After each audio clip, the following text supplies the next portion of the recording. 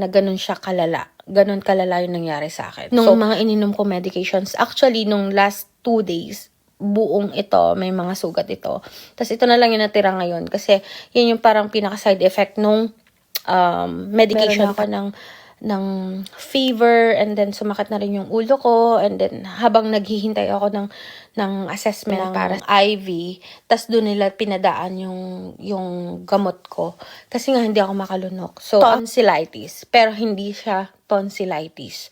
Sobrang ganun siya kalala. Ganun kalala yung nangyari sa akin. So sobrang daming nana sa buong bibig sobrang daming abscess, sobrang daming nana. So, yun yung naging diagnosis sa akin. And sobrang hirap niya kasi kung hindi ko siya naagapan, nakita ko sa internet, ginugel ko. So, maaari kong ikamatay kasi wala na talaga akong passage airway niyan na. So, I have my follow-up check-up for tomorrow sa doctor. Good thing kasi gusto kong i-share din to sa mga nagfa-follow sa akin. Gusto ko ding i-share yun ngayon din, right away. Kumbaga, I don't care kung magkameron ako ng withdrawal syndrome kasi nag-stop ako and everything. So, I don't care.